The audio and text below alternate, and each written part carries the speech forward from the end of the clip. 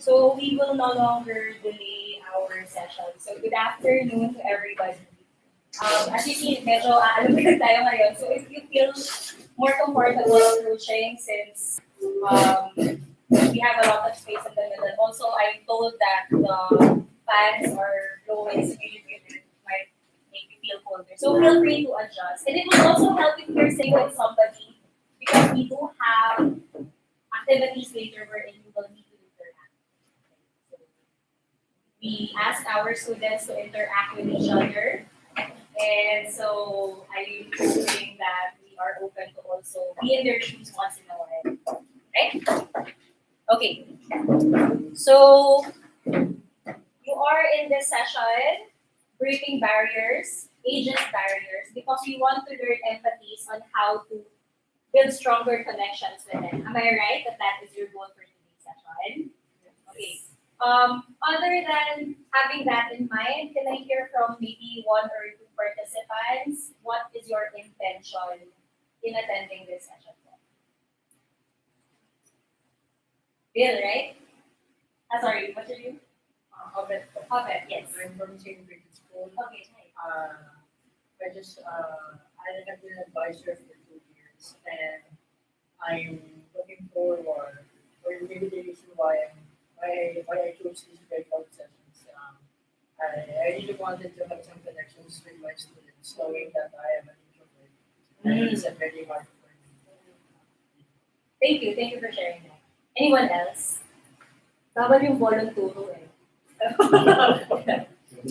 So in one way or another, we all have the intention of having better connections with our students. But this can also apply with our colleagues, given that we work in a field with people with diverse experiences. So just a quick introduction on myself. My name is Katrina Tomo, and I have been working in the areas of special education, Christian life education, and very recently I finished my degree in developmental psychology. And my passion to really integrate the things that I know about these fields in what I do here in Xavier School as a teacher as well for elementary grade students. And for this session, we will just have a quick input session about what ageism is, how does it impact our practice, not even practice, but our lives. How does it impact our lives? And how do we recognize it?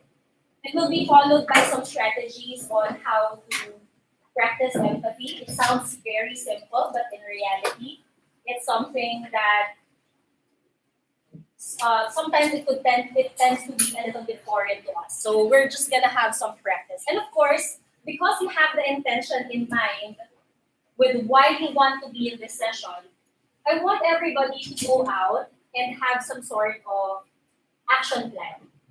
Kasi may mga context, is anyone here not comfortable with Filipino? So everybody understands Filipino. Okay, all right. So we all come from a background wherein we have some concerns about connecting with students or colleagues who is not from our generation. So I want everybody to come out with something actionable, something tangible in a sense. Okay? So a quick definition of terms. What is ageism? Have you heard of this term before?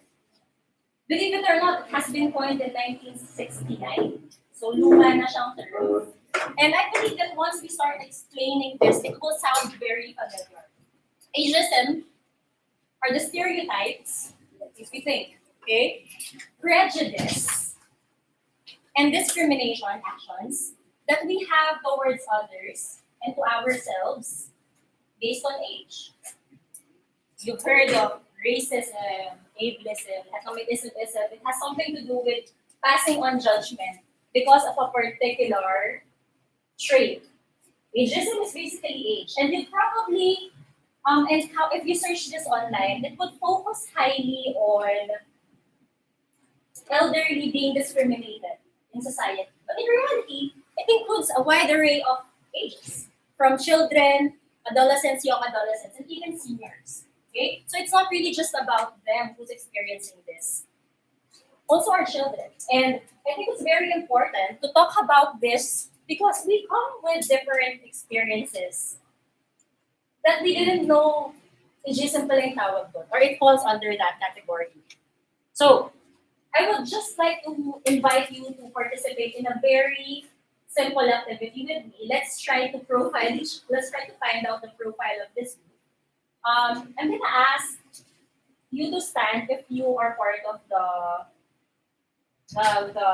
group that I'm gonna mention. Okay. So who among you are teaching students, whether from toddler up to college level? Who among you are teachers? You have interactions with students. Can you stand? Can you take a look around you as well so you have more awareness? Okay, thank you. You may be seated. What about those who are in administrative positions related to the educational field? Can you stand as well to be recognized? Can you take a look? All right, thank you. Those who are teaching, for the teachers here, or those working in the education field, who among you have been in the field for, let's say, about less than 5 years? Can you stand? Okay, thank you. What about those who are between maybe 6 to 15 years? Interesting. 40 years. 16 to 40 years. Anybody?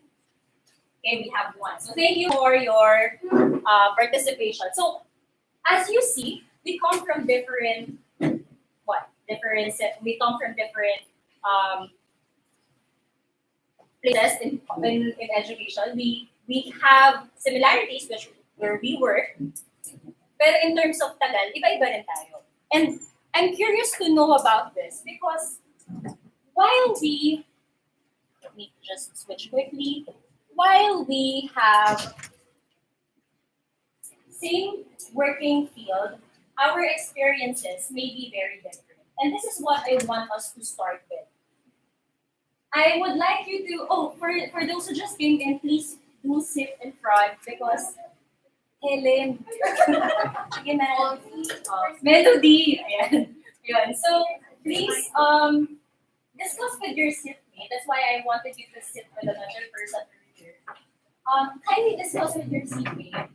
Have you ever been discriminated because of your age? Maybe not discriminated, but have you experienced being judged or something commented on you? Or maybe you've done it to someone. So, can you share quick buzz nap?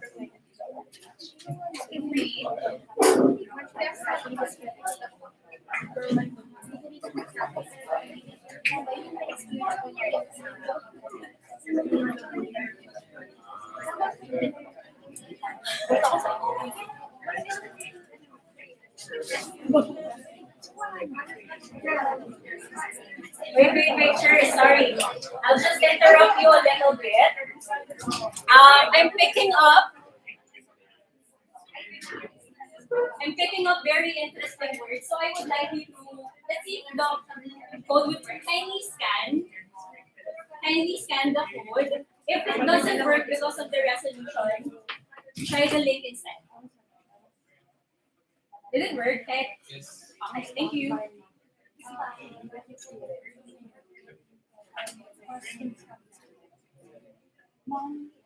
Very excited. No, it's okay. All right, that's okay. Let's kindly scan it. Let's just have a quick. Alright. In case you miss this slide, the link will be projected. Will still be at the top. You just follow the instruction. Simple question. I'm just gonna ask the same question. Who among you has experienced any form of age-related stereotyping, prejudice, or discrimination? You may choose two options. That has happened to you or you have done it to others. Wala namang lalabas na pangalan. So, give us a good result. Tell us your actual experience. When you're finished casting your vote, can you take a look at the result of our quick survey?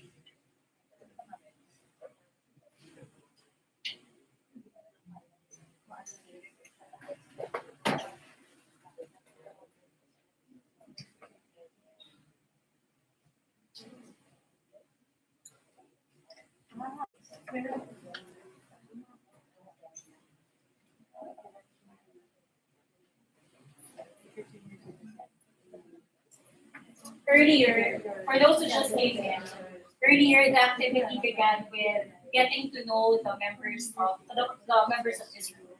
Wherein I asked, gaano katagal ka na sa profession mo? And we found out that we are in varying stages of our career.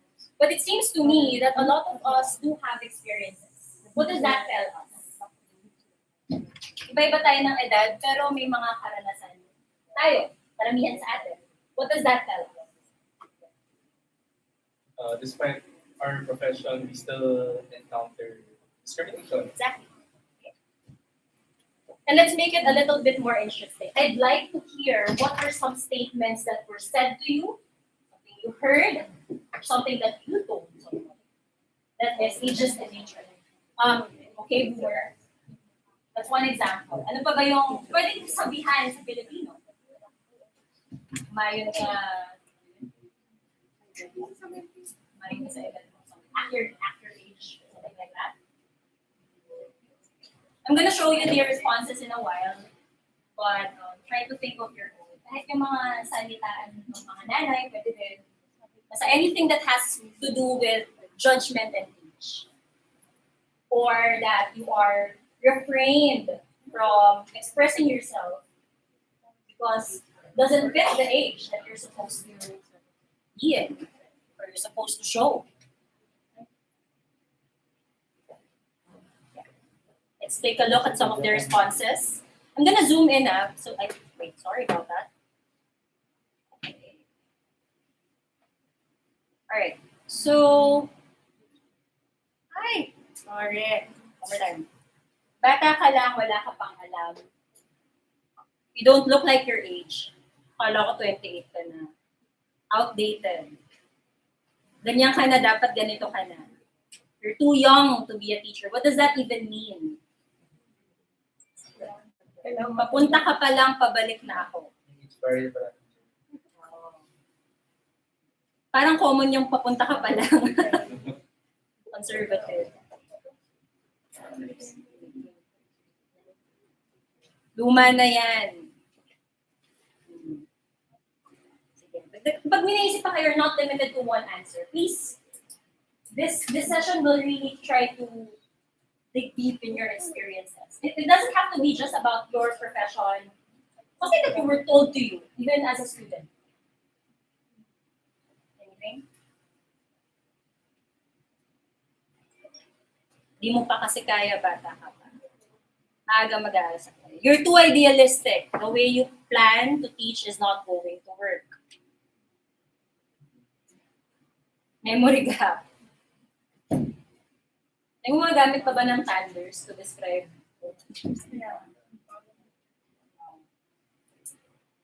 So, sadly, these things are very familiar to me. I can imagine how this could also be familiar to teachers who are also in fields that they encounter people who form judgments easily when it comes to a person's age. So it is a very relevant topic. But before we delve into how it is seen in education, let's first talk about it.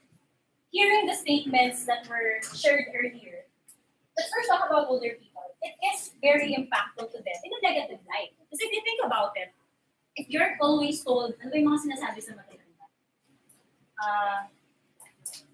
You can't teach old dogs new tricks, right? So parang, if you're a person, wag ka nang magmaneho, makaka-aksidente ka pa. He's been a driver for 50 years. Decreased quality of life. You're told that you're not supposed to do what you're good at simply because of your age, right? It can also lead to social isolation. Pandemic, sino yung pinakamatagal na kakulong? Our seniors. Wag na kasi pinoprotektahan ka namin. We want to protect you. We don't want something bad to happen to you. But sometimes we tend to completely miss out on their psychological health as well. Being isolated for a long time also played negatively in their head. And of course, there's the common issue wherein tanda-tanda na naka-miniskirt pa. Si Lola kung may karengking. Things like that. They are shamed somehow because of the way they express themselves. And it can also affect someone negatively if a person is always told not to do things or to refrain from doing things simply because it does not fit the societal expectation. What about for our younger people? That includes you and our students. When a person is constant, ano ba yung sinasabi sa akin ng bata ako? Huwag kang makisali sa usapan ng matatanda. Bata ka pa, wala ka pang alam sa mundo. Marami kang pagkakainin. May kanta nga, di ba? Oo, marami ka pang kakaining bigas. Yung mga ganyan.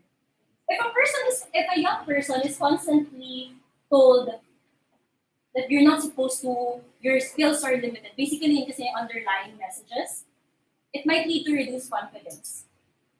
In fact, I have a colleague who once told me that he doesn't like engaging in political conversation. And when we talked about it, he said that it was because I was never trained at home. I was told not to join conversations with adults. So even now that he is an adult, it's something that he has no confidence in. It wasn't ever honed. So there was that reduced confidence. Misunderstood. Naka-cellphone mo yan. TikTok ka ng TikTok. As if they live in a separate world where adults do not understand. Okay? Misunderstood. Bakit sabi nila shallow na walang nalungkot ako kasi walang nag-like sa post? But it's for them, it's real, it's important to them. But others find that shallow. Misunderstood. Reduced commitment to organization. Of course, if you're constantly feeling low self-esteem, you're misunderstood, why on earth would I want to participate? Why would I want to try? Huwag na lang. This might lead to apathy eventually, which we don't want to happen. Because as we know, just a quick overview from what we've been hearing since yesterday, it's very important that these skills are developed for lifelong learning and success.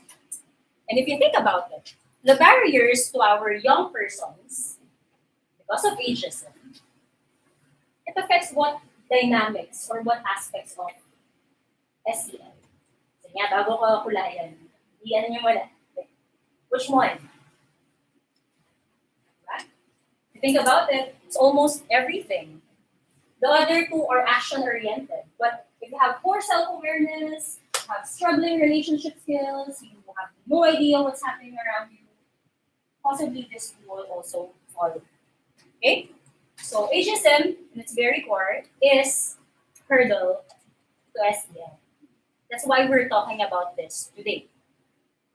And what's one good way to combat the barriers that are brought about by this concept, ageism? It's to practice empathy. Okay? Everybody is familiar with what empathy is. It's not the same with sympathy wherein you feel for another person. Empathy in its very core, anyone who can explain it in his own words. Sige po, sir. We try to put ourselves in the shoes of others. Exactly. Feel what they are feeling at the moment. Mm-hmm.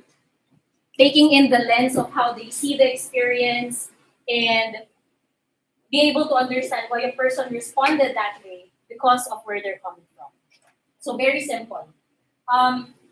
For this afternoon, we're going to try out some empathy exercises, which we're kind of going to divide it into 3 sections. First is, what are some exercises that we can do so that we can change our mindset? Because believe it or not, a lot of the things that we do that perpetuates ageism is actually in our heads. Before pa lumabas sa bibig natin, it's already forming in our heads. So we'll try to do some strategies that would help there. And the second one is relational. What are some strategies that promotes empathy that I can try when I actually converse, or I can do as practice so I could grow in my empathic skills? And then finally, we'll try to end the session by applying some of the strategies in our own unique context. So we'll try to, hopefully we'll reach the last part with enough time. Oh, by the way, I had to include this quick reminder. If you're like me, whenever I attend sessions, I have the tendency that when I'm learning about something, ay naku, dapat marinig to ni Maricel eh. Kasi ganito siya eh. Parang you have somebody in mind. Not the same person. You already have somebody in mind. Dapat talaga nag-deliver to kasi ano niya to problema niya to. Let's try to let go of this thinking. Wala namang masama. But let's just try to let it go and try to have an open mind that, hey, I'm the one who needs it. I'm the one who needs to imbibe this without thinking of that other person or that kailangan ituro ko to sa class kong nandun. Barubal tong 6D na to Parang instead of thinking about who will benefit from you and engaging in this session, let's first try to see, how can I improve? Because, teachers are models. And when it shows through us, it will come out naturally and, it will flow to our students. So first things first, accept generational differences. Kindly repeat and feel it in your heart. Accept generational differences. Yan tayo magagawa. I still remember when I was the youngest popular generation. And ngayon may dalawa ng kasunod. May Gen Z na, meron na rin Generation Alpha. But there's nothing we can do. We just grow along the way. How do we do this one? It's very important that we catch judgmental thoughts. Speaking of judgmental thoughts, you were here yesterday, correct? During the plenary, I want to use this as an example. It's very good. A teacher, if you're here, please let me know. A teacher said, miss, what do I do, ma'am? Dr. Kara, there are students who use their emotions as a responsibility or something like that. Did you hear that question too? Okay. And then what did Kara say? What did the speaker say? Careful, there's judgment. So sometimes, even though we do not have any intention, the way we think or the way we perceive a certain situation or a certain behavior of a person, there's already judgment. And that's something that can translate in the things we do and the things we say, even though we did not really want to hurt another person. So catch judgmental thoughts. Ay, nado naman to si Lolo, nakani-whisper. Parang binody shame ko siya doon. Parang sinulot shame ko siya doon.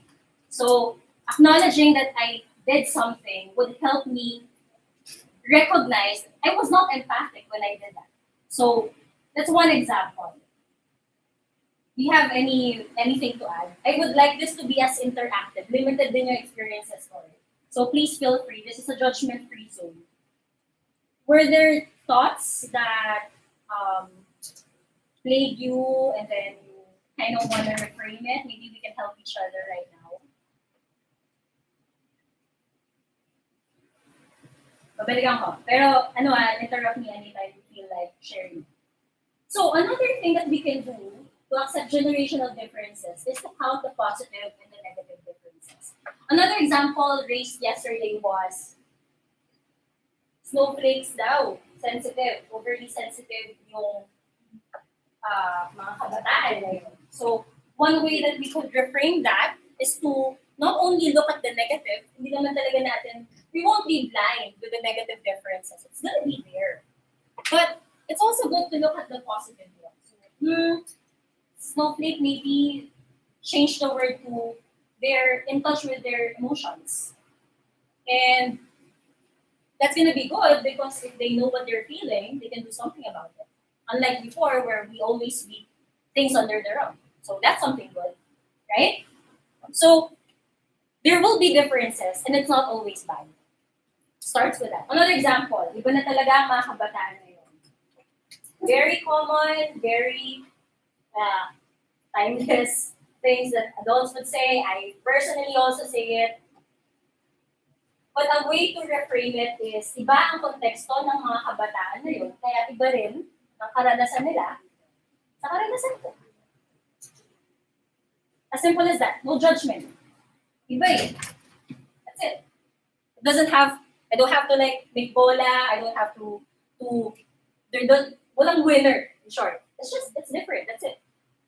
Okay? Any questions about the first? Okay, so let's move on to the next one. Active listening. So, teachers have been trained to practice this. There are various ways that will not be included in today's presentation. One form of doing it is to listen to understand, not to respond. Kausap kayo ng boyfriend mo, and then yung partner mo, and then he's explaining why nakalimutan niya yung anniversary niyo, that he was busy at work, and you're listening, not because you wanna forgive the person right away, but because you're picking out words that he will say that you could possibly use to win an argument. We do that even though we're not always aware of it. In the classroom setting or in our field, ano ba?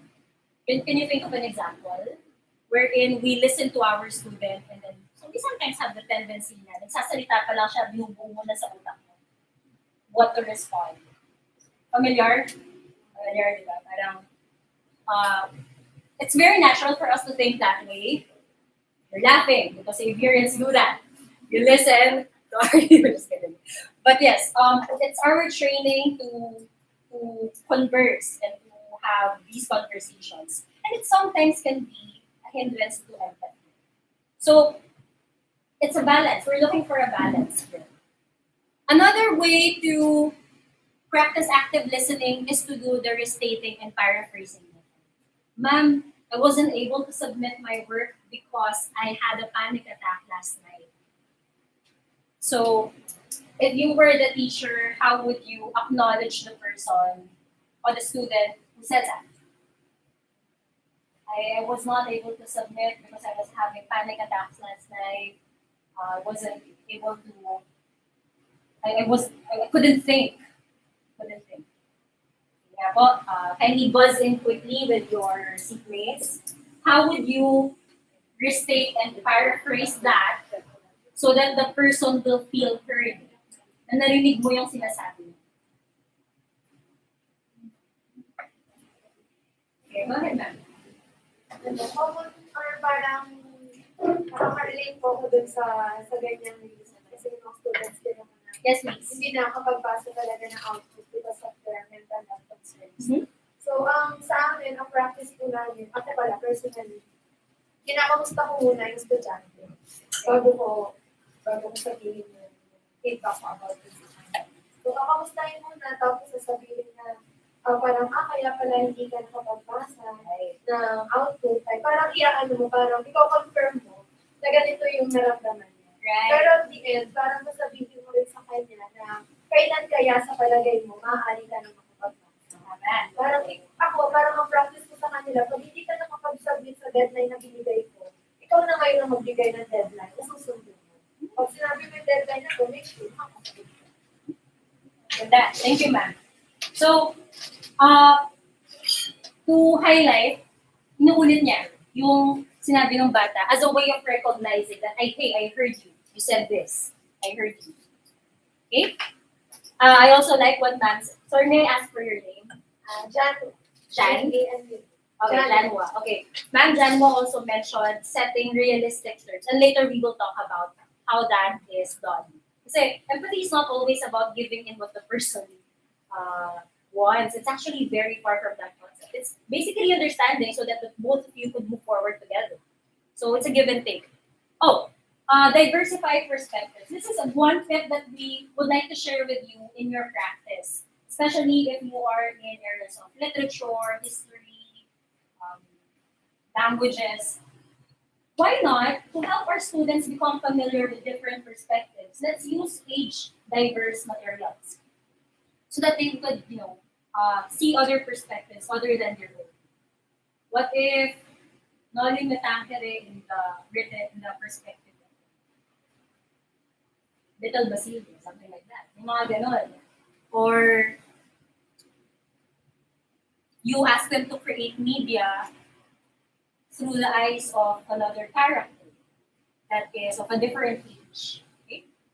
I remember when I was young, mga has watched Kiraya Manawali. And when I was young, there was this episode of Kiraya Manawali about a little girl na nagtetres pa siya sa isang mansyon ng cranky old man, and then they went back in time, and then she saw how that old man used to be very fun, he had a lot of friends, and then they all died in the war, and that's why he's so sad and cranky. And then going back into the present, she had this understanding why the old man was the way he is. So it stuck to me that, kaya pala minsan masungit yung matatanda kasi they're lonely. They're struggling with some emotions. Okay? So with experiences like that, it can allow students to slowly have a wider horizon when it comes to perspectives.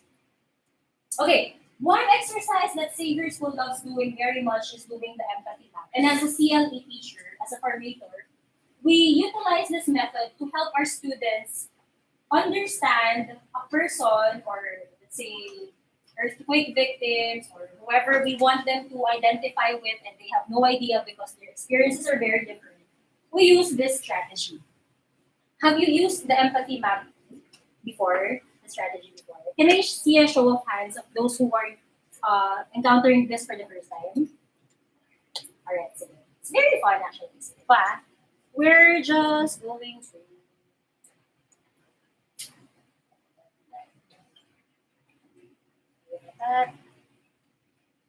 Alright, so let's use another example shared yesterday during the plenary. A student with selective mutism will not recite in class.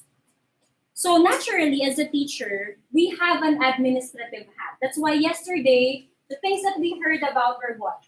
Administrative decisions. Maybe she's not fit for the school, maybe this, maybe that, maybe diagnosis and this and that.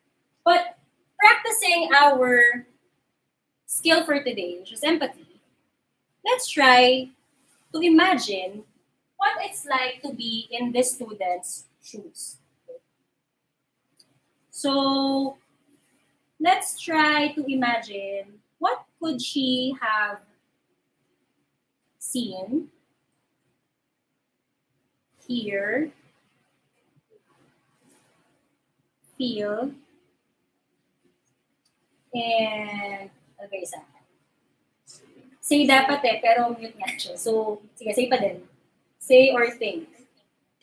Yan, sige. By the way, selective mutism, as we know, is really the inability. They're not choosing not to talk. They really physically cannot talk in certain situations. So it's very frustrating to have. It's a form of anxiety. Now, imagine that you are the student and you're being asked to recite in class and you have this disability to make sounds with your mouth whenever you are in anxious situation. What could she be seeing? Any answer is fine. Imagine, just you can close your eyes if you want. I'm the student, teacher called me to recite. Everyone's looking at me. What? Anybody? Raised eyebrows. Oops. Raised. Sorry. Nag-gets yun naman yung sulat ko. Okay, what else? Glaring.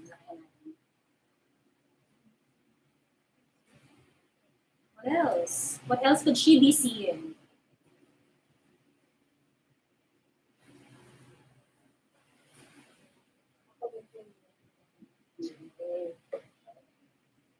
Yes sir. Mata ng mga classmates. Drawing natin. Mata ng classmates. Okay.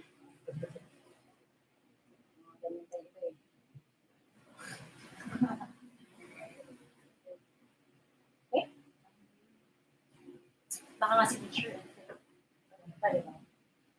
What are the things that she possibly is hearing? Present tense. Hearing. Whispers. Laughing. Murmur. Murmurs. Sige, statements. Not again. Not again. Pala na. Anything else? You can do it, diba? Of course, there are people who's gonna encourage you. Ano naman, may bubabait naman siya. May best lang din yan.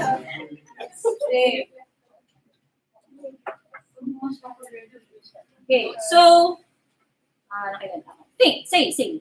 What do you think is she saying or thinking in her head? Okay, go ahead. Don't be shy. I can't do it. Uwi na. Don't look at me. Shy. Sige. I'm shy. I wanna go home. Staring.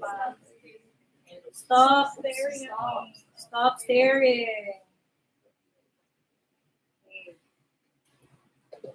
Don't you think she would also have some internalization about what? Why can't I even do it? Gusto ko magsalita, alam ko yung sagot eh. Diba? Parang I know what to say. I just can't. It's very frustrating. Nag-giveaway ko yung sagot. But anyway, what do you think she feels? Frustrated. Oh yes, frustrated. Okay. What else? Embarrassed. Hey, let's make it dramatic. Humiliated. What else? Stressed, diba? Patingin lahat sa'yo eh.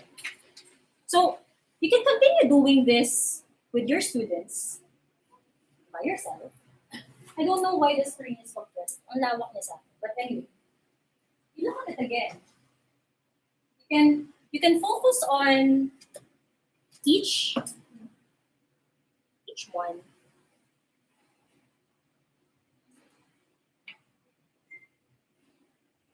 You allow your imagination to engage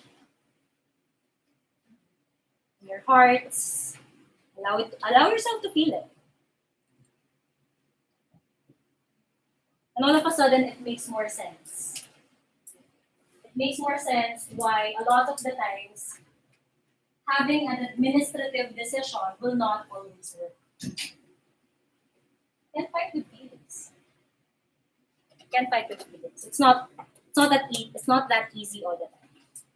Okay? So when these things happen, by the way, the empathy map you can definitely use with your students. There's a full version of that on the internet. It's free. Just like empathy map, it will show up. It's not just about knowing about the person's feeling. It could be about their context as well. Highly recommend. But moving forward, acknowledging the feelings behind the reaction or behavior is one of a great step to catch ourselves before we do something judgmental or destructive. So for instance, the student, this is a different context now, a fifth grader refuses to read in front of his classmates during recitation. Sige na, turn mo na. Read page 526 up to 527. Yeah. Everybody was doing it, and then all of a sudden, this student won't. So, dahil tayo, minsan, our tendency is to, hey, you're disrupting class, and hurry up, come on, you won. Just read it. And everyone's looking at the person. We become less attentive to the reality that the person is undergoing emotional stress at that very moment. So, if you are in the position of the teacher, what are the things that you could say to show that you are acknowledging the feelings behind this decision or this inability to recite or to read in class? How would you show it? Anybody?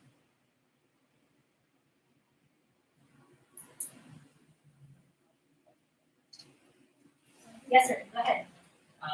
Ang gusto ko lang i-share ko na, since intermediate teacher kasi ako from grade 4 to 6, since kulang kami ng teacher is, bigla ako nakahawak ng grade 3 and grade 2. So yung grade 3 advisory ko siya. May dalawang estudyante na, pag sinabihan ko magbabasa, kinabukasan. Yung isa, uma-absent yung babae. Yung isa, pag dinawag mo sa harap, umiyak. So inalam ko po yung history. Yun pala, hindi sila marunong magbasa. So ano po yung pinaka-naging challenge sa akin as English teacher? Kahit simpleng word, yung the na THT, hindi nila mabasa. So, inalam ko yung history, saan sila nang galing. So, since online po kasi, hindi sila natutupan ng, yung lalaki is may late development, kaya inuwi siya ng probinsya. ano po yung pinaka naging winner out ko, kinausap ko talaga yung parents na magtutulungan kami kasi hindi ko naman po siya kakayanin ng turuan ng yung bata. Kahit turuan ko po kasi siya sa school, iiyakan niya lang talaga ako yung lalaki. Yung babae, absent na naman ako. So, definitely nung may time na makausap ko yung parents, kinukulit ko po talaga sila ng kinukulit. Kasi hindi ko kakayanin yung grade 3 student na ganun. No? Malayo man siya sa grade 5, pero meron kami na encounter. Malaki po yung difference nila. Pero yung sa grade 3, yun nga po.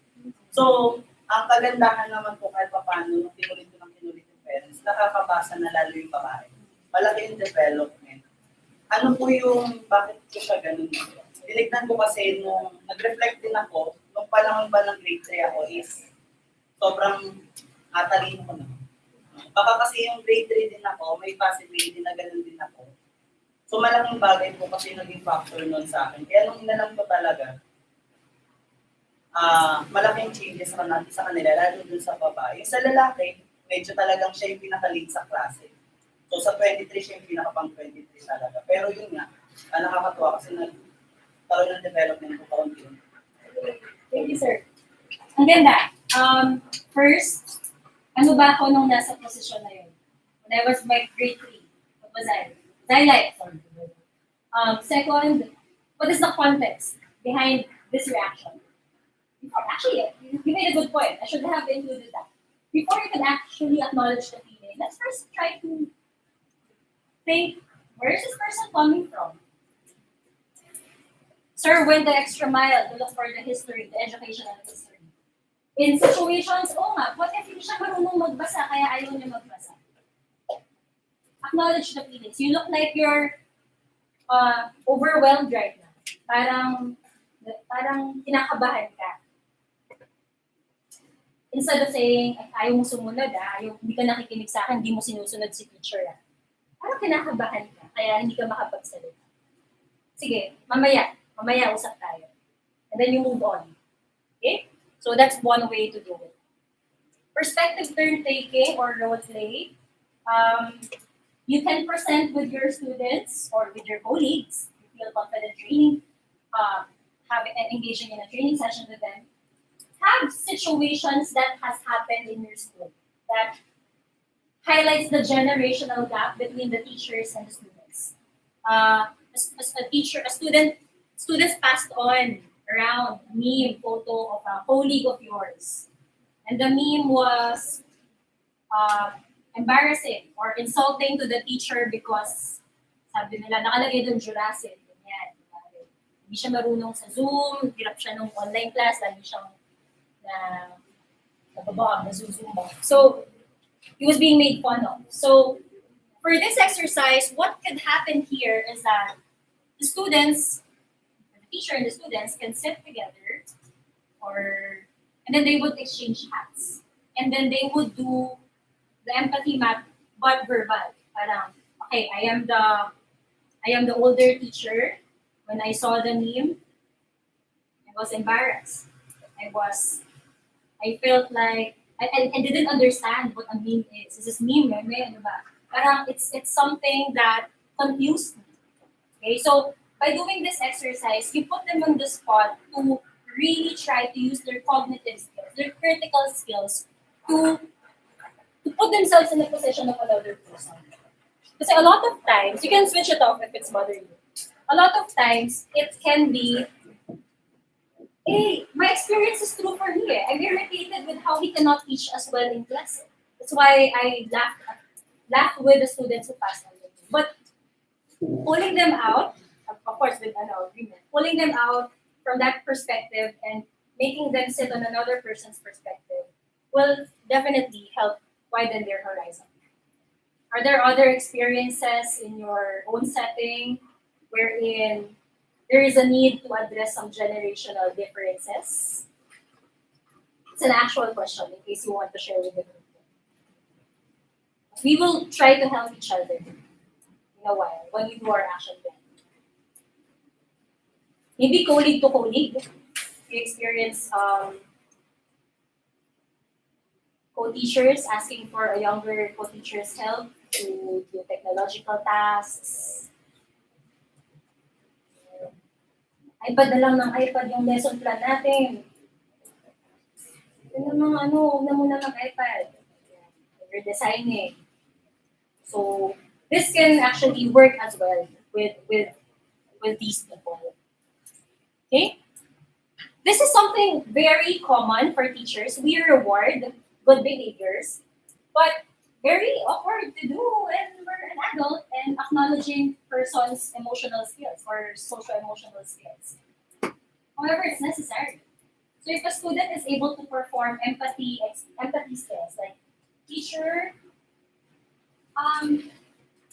Megan was sad. Wow, you recognize Megan was sad. I appreciate that. Good for you. You're such a good friend. Verbalizing rewards, you're right. He looks tired. Verbalizing that will reward empathic behaviors. By the way, I did not include it anymore here, but as teachers, it's our responsibility to know a wide array of emotion words, vocabularies. Okay, so it's something that you can try to work on as well. We can all work on. So, oh, he looks frustrated. Is downtrodden. Mga ganyan siya. Basta yung you try to, for Filipino, you also integrate, nagugulumihanan siya. Ganyan. So, parang siyang balisa. You help your students. You use those and then you reward when they practice it. Why are you sitting there and not playing with the rest of your classmates? Oh, it's because Luis didn't have anyone to stay in the classroom with him. And I figured he must be lonely. Oh, it's really kind of you. You're a good friend. You recognize it. Okay? So, kasi we're so good at recognizing negative behaviors, but sometimes we forget to also highlight or recognize that you're doing good things. Because it's too simple. It's very simplistic. Now, knowledge is of no value unless we put it into practice. This is the part where I will ask you to think really hard of a time in your own experience where generational gap would be addressed better. Now, I'm gonna just quickly review the marami pa but these are all the easy ones that we could discuss. Accepting generational differences, active listening, diversifying perspectives, hopefully age diverse perspectives, empathy maps, acknowledging the feelings or reactions behind the behavior, role playing of perspective turn taking, rewarding empathic behavior. So, I'm gonna ask you to share with us, kindly scan after I explain. Identify an ageist issue in your own context, in your practice, or like a family, in your own personal lives. And using one or more of our empathy strategies, how would you address the issue? Maybe 10 minutes for this one, and then in a few minutes we will show it to the rest of the video. It's anonymous, so no pressure. But I hope that you could bring it into your own context.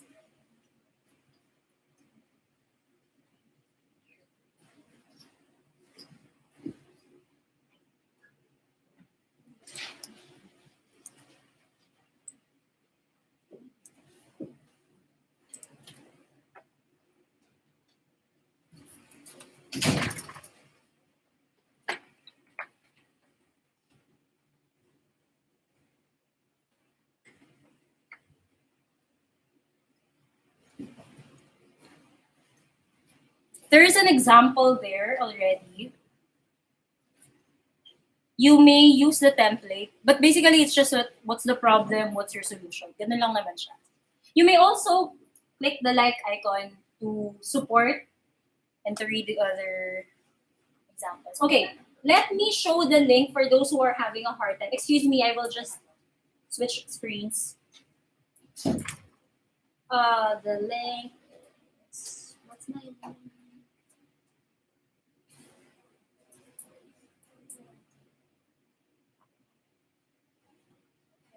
Share.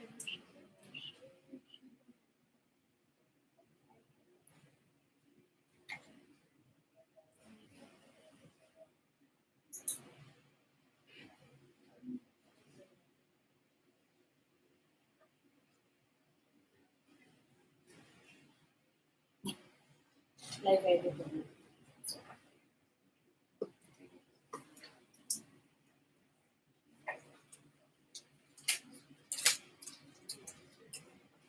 Okay.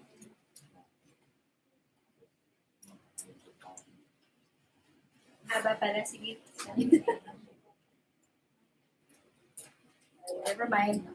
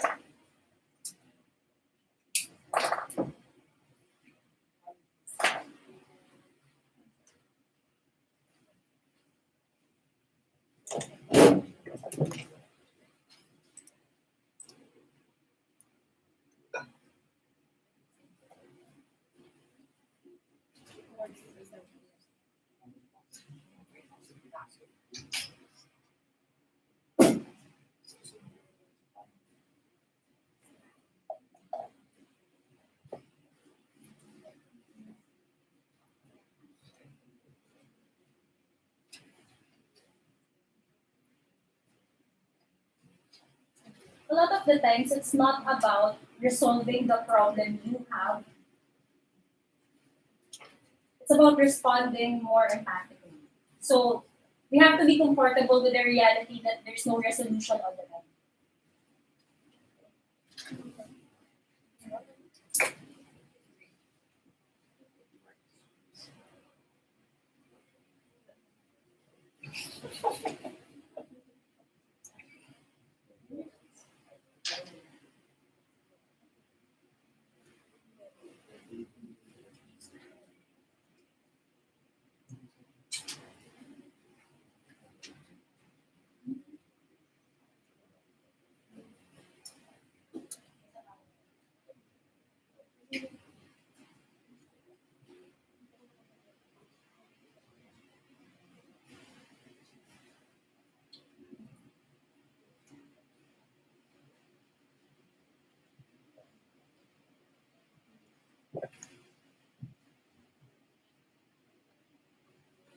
Once you're done, you can also read up in your screens the responses from other people.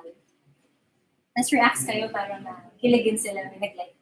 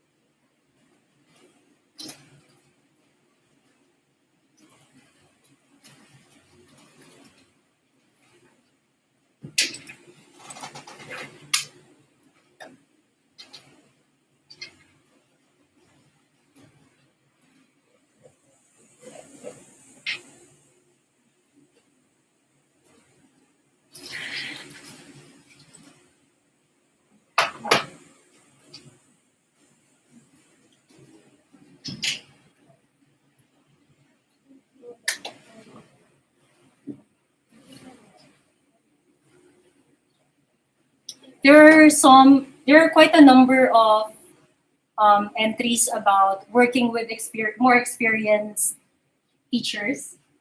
Very interesting. It sounds to me like, at least for these experiences shared, the more seasoned teachers would sometimes assert their competencies. Using our examples today, why do you think is that? Why do they feel the need to tell others or to remind others that, hey, I am competent. I've been doing this for 25 years. Bakit nila kailangan? Feeling nila, people have to remember that. So, what do you think? What are they struggling with?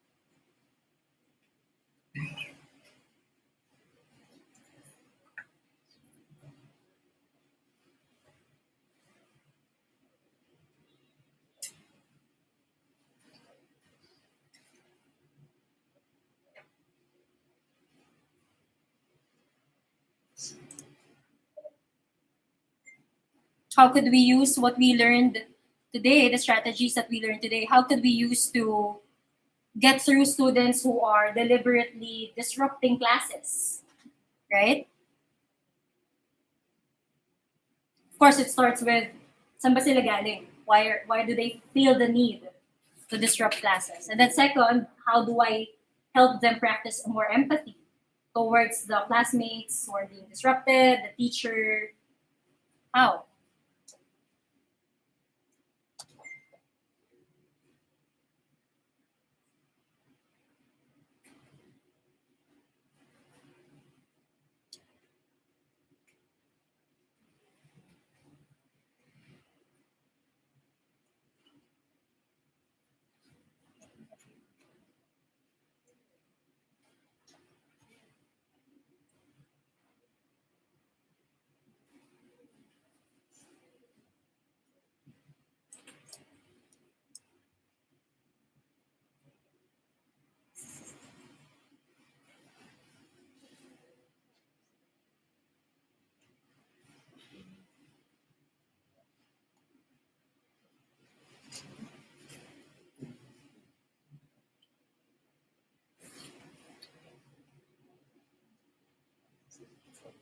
At an institutional level, are we able to practice empathy or are we able to recognize empathy in our practice or in our institution? So those are some also, uh, those are just some of the themes that I'm noticing in the responses as well.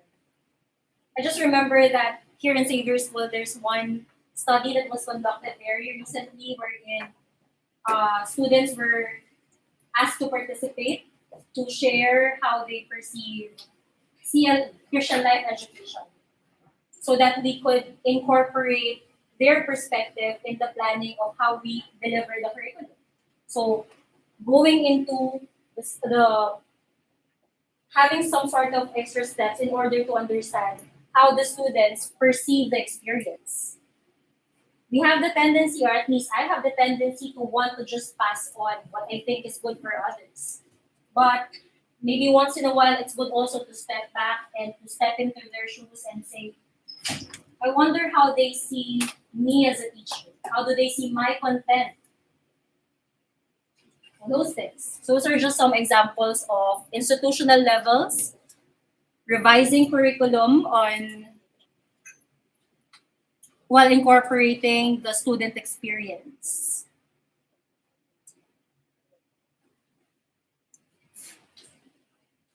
Binabasa niyo naman, di ba, yung sinulat nila? Sa inyo, may mga bago na pupunta sa baba. Ganda. Right. So, because this website will be saved in your devices anyway, we will just go back to that later. But we'll end the session with 3 tips that I'm going to leave with you. Number 1 is to have clear and realistic expectations. Not because you told the school, not because you talked to the students about having more empathy or you tried 1 or 2 exercises with them means that they will magically become more empathic. Or, oh, I'm going to catch myself every time I'm judgmental. Magically, you will no longer have judgmental thoughts. It's not going to work that way. Have realistic and clear expectations. Otherwise, you will feel very frustrated. Second, discourage ageist languages. So the statements that you shared earlier, fortunately, that you had heard or was told to you or you've told yourself, maybe from now on, consider this experience as a reminder or as a catalyst for you to be against it. Na,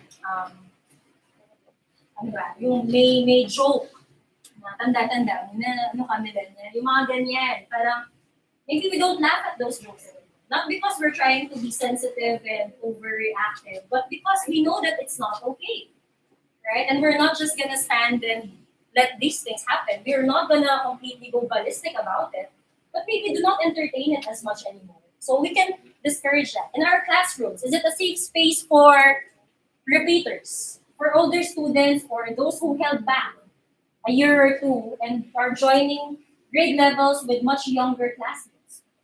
Do they feel safe? So those kinds of things. How do we present ourselves verbally? Do we use a lot of jokes that is about someone being young or old? The divide, we have to catch ourselves once in a while. And then, very important to understand the context of our students. Okay?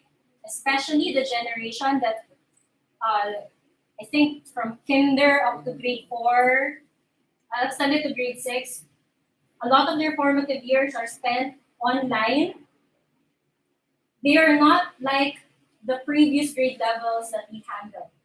There is much more, I'm not going to say delay, but there's much more areas of improvement in their social emotional development. So we have to engage with them outside our teaching sessions so that we get to know them better. Why do these things matter to them? Why is it hard for them to make opinions? Why do they cry easily? Things like that will make a lot of sense, not just by answering questions or asking questions, but noticing what are important, what do they value, what do they spend their time on. Those kinds of things really help put everything in context. So thank you very much for choosing the session. I hope that you learned something. And if you have any questions, I'll be staying in this room to answer them. So if you're already good, you may proceed to your next breakout room. And thank you and have a nice day, everyone.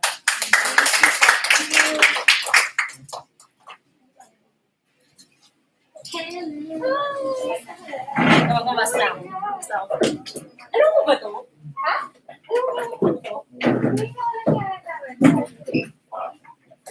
How are you?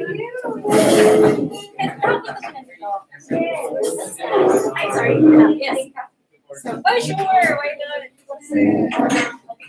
What do I have? It's a great session.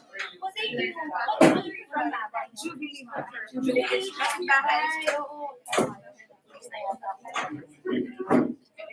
Joey, Okay, go ahead, please. Bye.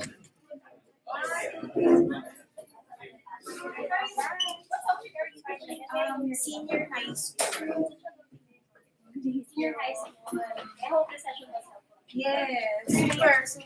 Dami na take note. Thank you so much. Thank you.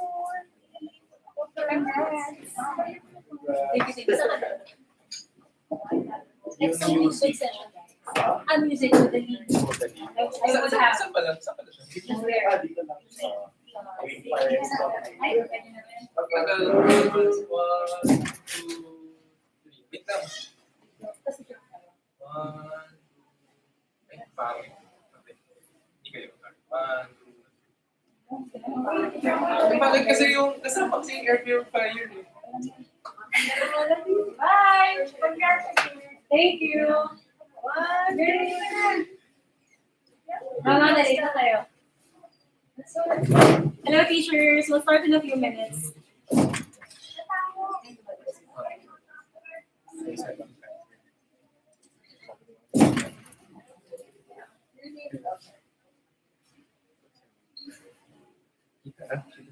Hi, thank you. Hi.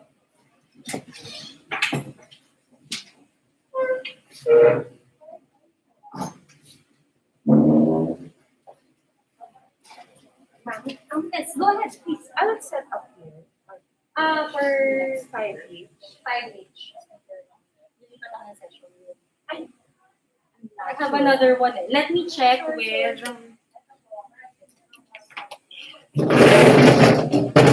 Sige. But this is your assignment, though? Yes.